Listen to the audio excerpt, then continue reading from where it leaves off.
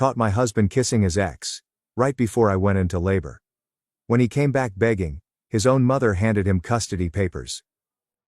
Hello Reddit, I'm in a pretty tough issue right now, and any assistance or suggestions would be greatly appreciated. So, my husband, Finn, 35 male, and I, 32 female, have been together for 5 years and married for 2. We met through work, so I knew little about his background. However, after dating for a while, we discovered that each of us had only had one significant relationship since graduating from college. My ex and I had been together for 4 years, 3 years in college and 1 year after that. But we split up due to personal differences and did not stay in touch. When I met Finn, we had been broken up for about 5 years. However, when we started dating, he was still in touch with his ex and was actually quite close to her. His ex, Valerie, was his high school sweetheart. They had been together since they were 16, through college, and had been apart for 5 years when he met me. He told me that they had to part ways because she wanted to advance in her career, which required her to take a job in Australia. He didn't desire a long-distance relationship. They attempted to make it work for a few months before agreeing to separate ways because it was best for both of them. They were in the same social group, so they kept in touch and remained friends. I was fine with it until I met his group of friends for the first time after nearly 9 months together. On New Year's Eve they all met for dinner, and he wanted to bring me along so he could introduce me to his group of friends. Valerie was also there, which surprised me because I hadn't expected to see her. I had only heard about her from Finn, and he had only positive things to say about her. So, originally I was not insecure. But as soon as I started engaging with her, I saw that her energy with me was very different from what I had expected. Finn made her sound warm and calm, but I didn't find her to be that way at all. She made some really cutting statements about me in front of the entire audience, and everyone just laughed it off since that was evidently her idea of comedy. But I didn't like it. I don't think anyone caught it because she disguised what she said as a joke. For example, she stated it was shocking to see me in person, because I appeared different in images. And now that she'd seen me, she wasn't sure whether I was Finn's type, because he favored tall blondes, which I wasn't. But she was. And everybody laughed because they assumed she was joking. She also mentioned that since I was her successor, she felt obligated to provide me with instruction on how to keep Finn satisfied. These were all innocent statements, and I was willing to overlook them since, while she may not have been attempting to attack me, she may have had a very strange sense of humor, as everyone had mentioned. But later, while we were drinking, she toasted the fact that Finn had finally moved on, and expressed her happiness for him. I thought that was lovely until she mentioned that if she hadn't decided to relocate to Australia, I probably wouldn't be here with them. Fortunately, no one laughed, as it was really awkward. But she suddenly began laughing at her own strange comment, and everyone was compelled to chuckle so we could move on. It was not lost on me that she was still somewhat possessive of Finn. And when we came home that day, I told him I didn't want her to talk to me again if he wanted to be with me. I informed him that I was uncomfortable with his friendship with her because she was clearly still not over him. In addition, she had been extremely unpleasant to me during our relationship. I once tolerated her in a decent manner. I wasn't going to do that again. And I was very explicit about my limits because, in previous relationships, I had to deal with situations like this. Fortunately, Finn appeared to understand where I was coming from. He told me that he had also found her behavior weird, and had decided that he would have to take her out of his life since he didn't want Valerie to cause problems in our relationship. So, that was it. Following that encounter, I never heard him mention Valerie or speak to her again. He had informed me he had blocked her, so I was satisfied with his explanation. I saw his friends several times after that, and they never mentioned Valerie to me. Probably because Finn told them I didn't like her. And things had been going well until last week. I've truly been pregnant, and my due date was last Sunday. It's Thursday, and Finn left to attend to Valerie, who had an emergency and needed him by her side. So he departed 2 days before my due date and returned last night. We also had a huge dispute about it since I felt he had blocked Valerie everywhere and had stopped communicating with her. And he informed me that he had done those things, but she had contacted him from a different phone number, and she was desperate. She had been diagnosed with stage 2 brain cancer, and she really wanted someone to be there for her. I was outraged with him because I couldn't believe he was willing to leave me alone while I was so heavily pregnant. And honestly, Valerie had just been diagnosed, and I could see how tough it was for him to accept that someone he used to care about might not survive. But it wasn't like she'd die the next day. He could go once he had at least supported me during the labor and witnessed the birth of his child. However, the day he received this news, he had to depart immediately. I tried to persuade him that it was preposterous that he would consider leaving me alone when I was in this situation. But he said he'd be back before I went into labor, and that due dates are inaccurate, so I might have another week or so. And he instructed me to deal with it until he got back, and then he departed for the airport that same day, without even finishing our conversation. He was well aware that I didn't have my family here. My parents lived in Iowa, and I totally relied on him. After he went to the airport, I tried calling him numerous times, but his phone was turned off. I was upset and desperate, so I called my mother-in-law, who has always been kind to me. As soon as I recounted the situation to her in tears, she hurried over and began attempting to reach him. But of course his phone was off. She consoled me, and was there for me all day since I was distraught and kept crying, because my pregnancy hormones were interfering with my emotions. We couldn't reach Finn till the following day. Even so, when we called, he did not answer, and instead texted us both that he would be returning soon, probably before the baby was delivered. He apologized for pulling this on me, and stated that he would accept whatever punishment I thought was best for him when he returned. But for the time being, he just needed to be there for an old friend, because she too had no relatives in Australia, and her parents couldn't fly over to see her, because her father was also very unwell. So she was counting on him to be there, to help her digest this, and he simply had to be there. That explanation did nothing for me, and it irritated me even more that he thought it was more necessary to be there for an old buddy, because he thought a cancer diagnosis was an emergency, while ignoring someone he should have been there for, his wife. I don't think a cancer diagnosis is any more of an urgency than an actual pregnancy, because what was he going to do about it? Cure her right away? No, correct? So he should have stayed with me. My mother-in-law was thinking along the same lines, and when he gave me that message, she asked me straight out whether I wanted to leave him. I didn't think much, just answered yes. So she contacted her lawyer and had him draft divorce papers for me, as well as an agreement to terminate Finn's parental rights. She advised me that if he returned before the due date, I could decide whether I wanted to file for divorce and get this over with, or if I wanted to meet with him and clear the air before doing anything. And if he couldn't make it, I knew exactly what I needed to do. She had raised Finn herself, and had been a single parent, so I understood why she was so adamant about this. She even informed me that she would ensure that Finn paid child support, unlike his father, who had never met Finn after his birth, and had left his mother to raise him on her own. She promised me that I would not go through what she did, and she supported me throughout the week. For the next few days, neither of us contacted Finn, and on Monday, I went into labor. Then my mother-in-law tried to phone him to inform him that I was giving birth, but he did not answer. She decided against texting him about it because there was no purpose. My parents had flown in the day before, which was fortunate, and they were all present for me. Even still, I felt Finn's absence profoundly that day, and I resolved that no matter what occurred when he returned, I would never be able to see him the same way again. So I filled out the divorce papers, and instructed the lawyer to file them on my behalf, so that the proceedings could begin as soon as possible. I did that literally 3 hours after giving birth, and I was barely able to move the pen. But one look at my kid taught me that if I wanted to be happy and a good mother to her, I needed to be good to myself first. And I couldn't do that if I continued to be with a man who had made it apparent to me that he was more concerned with his commitments to Valerie than with me. After giving birth to our daughter, I didn't even call him, and my mother-in-law, parents, and I stayed at home together.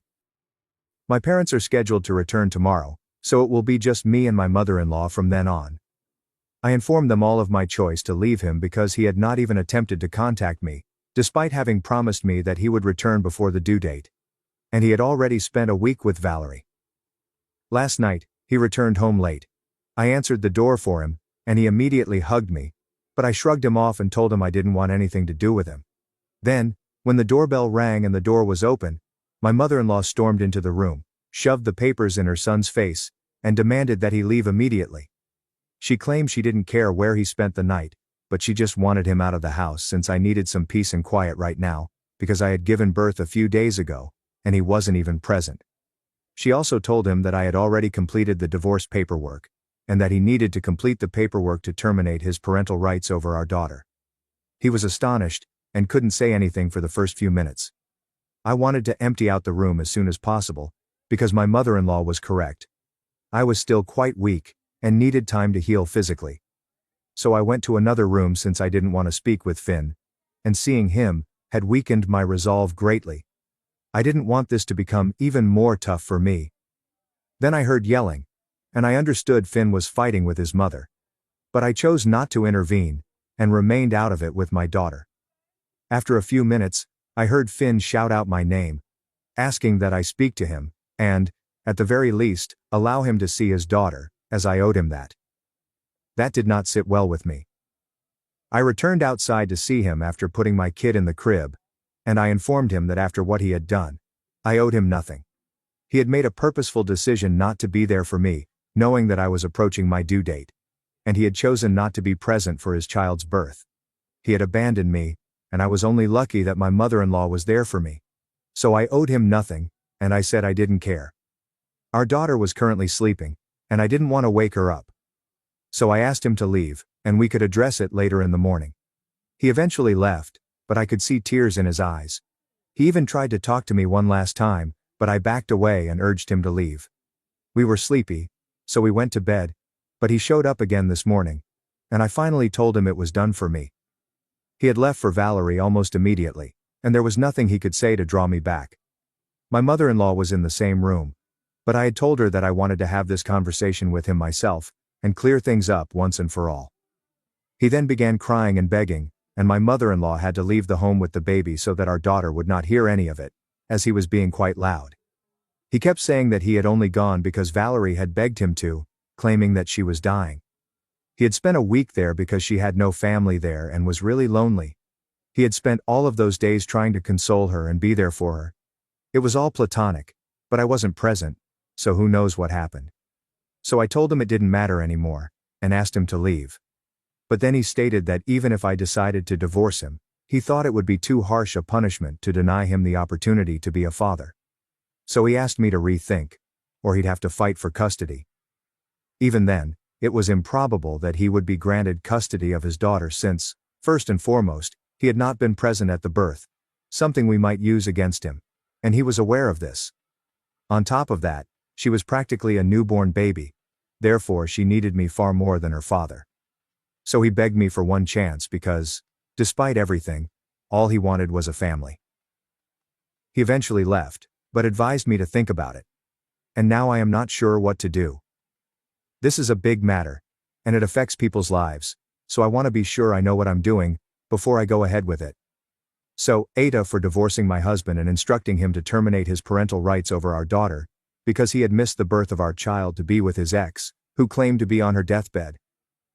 Update 1. I've made my decision, and am proceeding with the divorce. But I'm still unsure whether I want full custody or not. 4 days have passed since I posted, and Finn has been up at my house every day to apologize and essentially beg for forgiveness. And it's becoming increasingly difficult for me to turn him down. But I know I have to.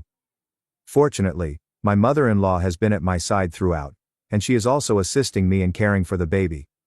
My parents had to go back home 2 days after I gave birth, and she's been gracious enough to leave her own house and move in with me on a more permanent basis, knowing that I'll need all the assistance I can get. I've told her that, even if I don't give Finn full custody, she has every right to visit her granddaughter at any time. I've even asked her what she thinks I should do about custody, but she's left it up to me, saying she knows I'll make the best decision for both of us, just as I did with the divorce. But I'm still trying to make a decision. It's not getting easier for me since Finn keeps showing up every day, and every time he does, I simply want to take him back and forgive him for everything. But I know I can't do that, especially after everything I've been through. Because Valerie has always been a source of pain for me, and he didn't care when I was pregnant with his child. To be honest, I'm not sure whether they've spoken or if there's been anything going on between them in the last few months, because I can't bring myself to believe anything he says. So far his apologies have been the same. He just keeps repeating what he told me the first time he returned home from his visit to Valerie. Nothing happened. It was all platonic, and he was just there to take care of her because she had claimed to be on her deathbed. And as her friend, he felt compelled to be there. Every time I have to tell him the same thing. It doesn't matter anymore since I've decided to leave him. It's quite sad, but that's the way it is. Update 2. A few days ago, I submitted an update stating that I had decided to go with a divorce, but I still couldn't determine whether I wanted to petition for full custody of my daughter or not. But I believe I now know what to do. For over 5 days in a row, Finn had turned up every day to repent for his behavior and beg me to accept him back. But then he abruptly stopped showing up. I found that unusual, but I was relieved because I believed I wouldn't have to deal with him anymore and could think rationally. But I don't think that's going to be possible anymore. Since after he stopped showing up, other people began emailing me and telling me that what I was doing was extremely wrong and immoral, and that they had never expected me to act this way. His friends immediately began flooding me with texts. And I'm not just talking about the people he normally goes out with. I'm talking about everyone who used to attend school or college with him. And I believe he built up a template for them to give to me, as if this were a petition or something, so he could simply write letters and messages to the mayor and ask them to cancel whatever is going on because he disagrees with it. Anyway, initially I was constantly blocking people. But then they started creating phony accounts and texting me the same things over and over again, and there are only so many people you can block.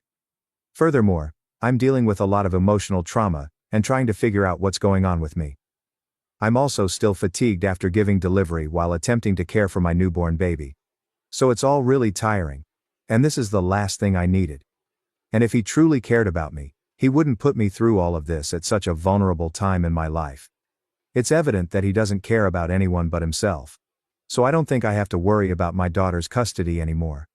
I'll file for full custody, and that's it. Of course, he still possesses the documents and can sign away his rights. In case he does not decide to do so, I have spoken with my lawyer, and this is taking place. The messages I've received so far have been unpleasant, and I know for a fact that he created the template message and instructed his pals to send it to me. It represents his beliefs more than anything else, and if this is what he thinks of me, I don't think we should be together at all. I'm outraged because the messages included the following line. We never anticipated you to be the type of person who would use their child as a pawn to harm their spouse and play mind games like this. Like, is he real? Does he truly believe that I'm using our daughter to punish him for what he did? I don't believe he understands how marriages or children function. If he did, he would not have said this. And it, in particular, both hurt and helped me make up my mind. When I presented those communications to my mother-in-law, she became enraged and threatened to contact him and tell him off. But I asked her not to because it was simply not worth it. If we confronted him about it, he would just deny any involvement, despite the fact that all of his pals were sending me the same type of messages, indicating that he was the one behind it. To be honest, I don't understand why he felt the need to engage his buddies in all of this. It's not like I'm going to see and read their messages and immediately stop what I was doing. Their opinions make no relevance to me, because they are not my friends. I've never been close to any of them. So they can think whatever they want about me, and I will not care. I think he assumed that if a large number of people started texting me about it, I would succumb to the pressure or something. But then I'm scared he doesn't know me at all, because I'm not the type of person who will give in to pressure. I didn't even change my mind when he showed up every day and begged for forgiveness, because I knew that allowing him back into my life would be bad for both of us, and especially bad for our kid. I may have felt bad about it, but I went forward with it because I don't give up lightly. And after being with me for so long, I believe he should understand the type of person I am. But it's clear that he doesn't. Every day it becomes apparent to me that I am making the proper decision by leaving him. So, not only his pals, but even if everyone he knows begins texting me about it, I won't change my mind. In fact, what he has done has just made me feel more confident in what I am doing. And I know that as long as the people I care about support me, I won't have to worry about anything. Update 3. So, the legal proceedings for the divorce and custody agreement will begin in a few days, and Finn has opted not to challenge the divorce, but he does want at least partial custody of his daughter. We'll see how that goes, since I'm open to the notion because I'm not naturally wicked. But I don't think I'd want to start sharing custody until our daughter is at least a couple years old. So that is what we will negotiate, and I am glad I made this decision for myself. I expected to be afraid now that it's happening, and it's becoming clear how genuine everything is. but I've never been more certain of anything in my life. I believe some of this is also due to a message I received from Valerie yesterday, in which she stated that she did not want to be a homewrecker, but that she wanted someone by her side. And because her parents wouldn't be there for her, Finn was the only other option she could think of. She also told me that she had tried to contact him several times in the last few years, but he had always declined, claiming that I would not approve of it. But she knew her oldest friend in the world would always be there for her, especially when she was unwell, so she contacted him. And she apologized for causing so much stress in my marriage, but she believes I should let him to be himself, rather than being so controlled. So I was correct that he hadn't blocked her at all, and they had actually communicated. Maybe not in the way I expected, but they did communicate with each other. The worst thing was that she informed me that when they were together, they had a moment where they kissed for several minutes. But after that, Finn distanced himself from her, saying he couldn't do it, especially when his wife was with his child. She told me that he did not let the kiss endure more than a few minutes, and that is how devoted he was to me. As if that was meant to accomplish anything. That was ridiculous. But absolutely I was correct about everything. So now that I know these facts, getting the divorce and custody on my own terms should be a piece of cake. I spoke with my lawyer, and we changed our petition to want somewhat more of everything, because I now feel like I deserve it, having been plainly cheated on. Anyway, I'm really confident in what I'm doing, and I know things will work out. I'll keep you posted on what's going on. Thank you very much for tuning in.